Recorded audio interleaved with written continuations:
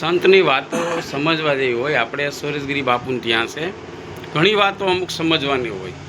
હા બાપુ, હું તમે કહેતા હતા ભોળાનાથ માથે એક ભાઈ ચડી ગયો ને શું વાત છે? રાજા દશરથ તપ કરતા હતા હજારો વર્ષોથી. એક ભાઈ આવ્યો, ટપરો માથે ચડી મળ્યો ભોળાનાથ હતા. ભોળાનાથ પ્રસન્ન ક્યાંક માંગ તો મારે દીકરા જોઈએ. તો બધા કેટલા જોઈએ? તો ભો તો બધા દીધા તથા રાજા દશરથ ખીજાણા કે હું એટલા વર્ષથી હજારો વર્ષ તપ કરું, મને એક દીકરો નહીં તો આ લાજનો જ છે ભોળાનાથ. એટલે માથે ચડી ગયો તો દીકરો દીધો તો ધીરથરાજ બચ્ચા, તને મારે દીકરા દેવા, તારું નામ અમર રહી જાય એ દીકરા દેવા. અને હાલ મારી ભેગો એને મેં 100 દીકરા દીધા. એવડો સાણના કિંગામાં શું હોય? ઉકલવો પગલો હોય, ઉચકા હોય છે જમણા પછી ઉચકાય. તો ઓલા કિંગા હતા થોડા, તો કે શું છે? તો કિંગા તો કે આ જન્મે કાલ મરી જાય, મારે તને દીકરા એવા દેવા, તારું નામ અમર રહી જાય.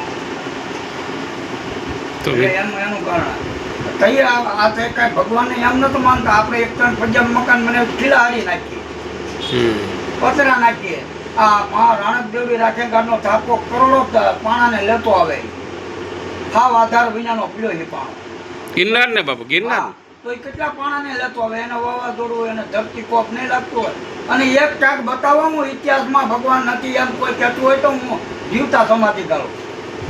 તમે અહીંથી 500 બસો લઈને જાઓ બગદાણા, તો તમને કોઈ સાધુ એમ કીધું ભાઈ ટપાલ તો લખી દે ને અમે એટલું રાંધશું, તમે બેહો એમ કીધું? કઈ કહેતું એમ?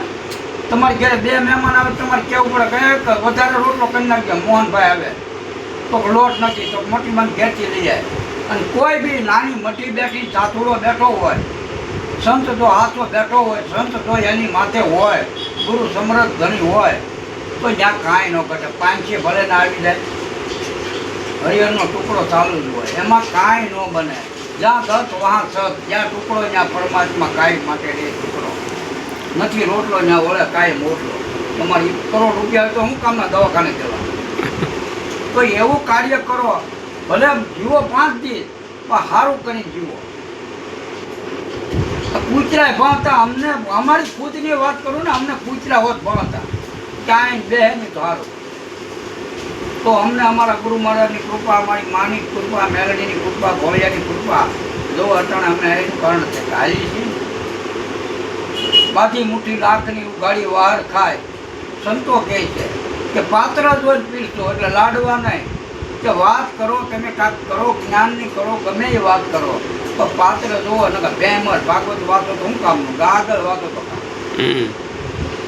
અને આ બધા એમ કહે છે કે ભેંનું દૂધ સારું, તો પછી ગૌમૂત્ર ભેંનું નહીં સારું?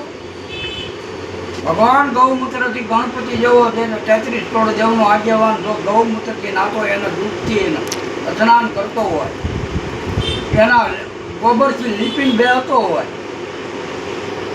તો ગામ હારી કે બે હારી? આ તો કામરુદ્યાની રાક્ષણી છે. આ તો આ વાંધા લોકો લાવેલા ભેંસ. હા બરાબર, આ તો કામરુદ્યાની ભેંસ છે. એટલે કે આની એક ન્યા કામરુદ્યની અંદર પુરુષને લઈ જાય ને તો દિવસના દાંડો બનાવે, રાતના પુરુષ બનાવે. પછી આને એક વિદ્યા શીખવાડી દીધી એક જણાએ.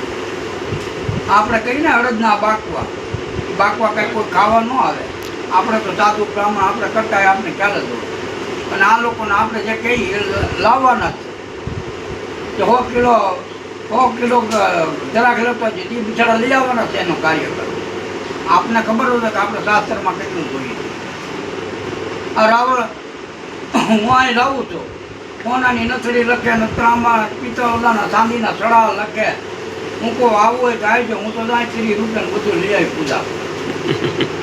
નકર તું તું તારે ઘેરે રહે, તું તારા પૈસા ગણી લે. 32,000 રૂપિયા કાંકરા ભેગા કરી દાખલા માટે રાવળની વાત કરો ને. રાવળ માંડવો હોય એટલે કાંઈ માંડવો માનો હોય, દીકરીનો માંડવો હોય, કાંઈ બાપના માંડવા ન હોય. અટાણે તો મામા દેવના માંડવા હોય.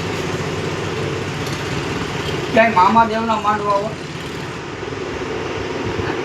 શું છે? તો ભૂતરા માંડવો લે. ભૂતરા પેલા અમારા ગળધા ખીરડે જતા તારો ડોહો કે ત્યાં મામા થાય જાતા, હજી નથી જતા. આમ દલીમ જોવા, અમારા દલીમાં એક વાંકો ખીરડો હતો, બકરા બેડતા બંધ થઈ ગયા. અમે કે ત્યાં ડોહો તમારો મામો હોય. મેં કીધું હોય ને તો હા તો મામા શું કરે ઈ કે મારી નાખે જીભડો કાઢી નાખે એક હાથ.